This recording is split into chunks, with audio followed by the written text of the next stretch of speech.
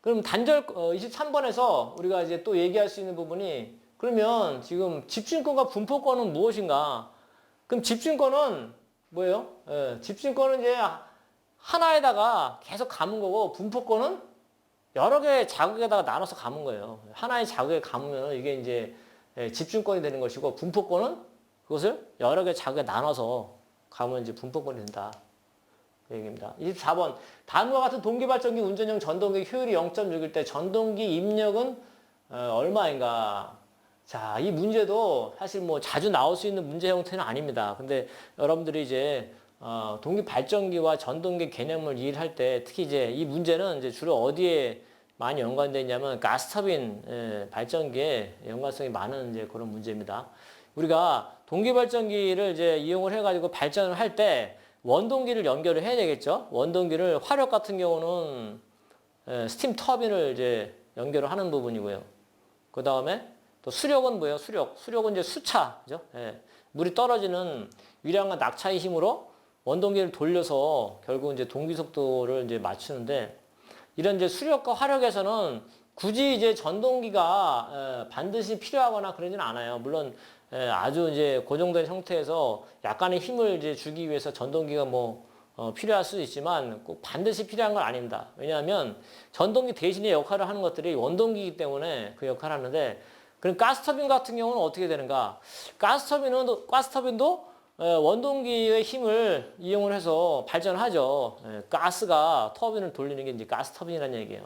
하지만 이 가스터빈이 여러분들이 이제 생각해야 되는 부분은 뭐냐면 처음에 원동기를 돌릴 때 가스를 이제 불어넣어서 돌리게 되는데 그렇게 해가지고 시동을 하게 되면 어떻게 되냐면 블레이드가 다 녹아버립니다. 블레이드가 손상을 입어요. 그래서 지금은 과거와 다르게 블레이드를 굉장히 초강도의 금속으로 제작을 해가지고 우리나라도 60도 이상 견딜 수 있는 그런 이제 블레이드를 제작을 하고 있죠. 굉장히 고무적인 일인데 어쨌든 가스터빈 복합 화력이 이제 보급을 되는 상황에서 우리가 이제 보유해야 될 그런 기술들이 바로 이제 그런 이제 재료공학에 대한 부분들이죠. 그래서 이 문제는 바로 이제 거기에 대한 얘기를 하는 겁니다. 현재 가스터빈을 기동하기 위해서는 이제 SFC 기동이라는 법을 쓰는데 인버터를 이용하는 거예요. 그전에는 어떻게 했냐? 인버터가 나오기 전에 어떻게 기동을 했느냐? 바로 전동기를 이용해서 기동을 했다는 얘기예요.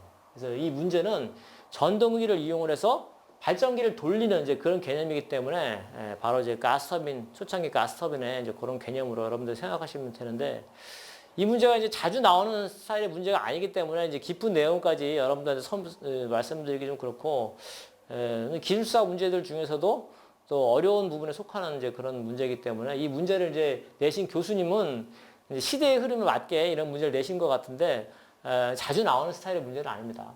자, 여기서는 이제 어떤 개념이냐 보겠습니다. 다음과 같은 동기발전기 운전용 전동기 효율이 0.6일 때 전동기 입력은 얼마인가? 동기발전기를 운전하기 위해서 전동기를 연결했다는 얘기죠. 자, 그러면 여기서는 이제 전동기의 효율이 주어졌고요. 그 다음에 여기서 0.8은 뭐예요? 0.8은 지금 발전기의 효율이 되겠죠?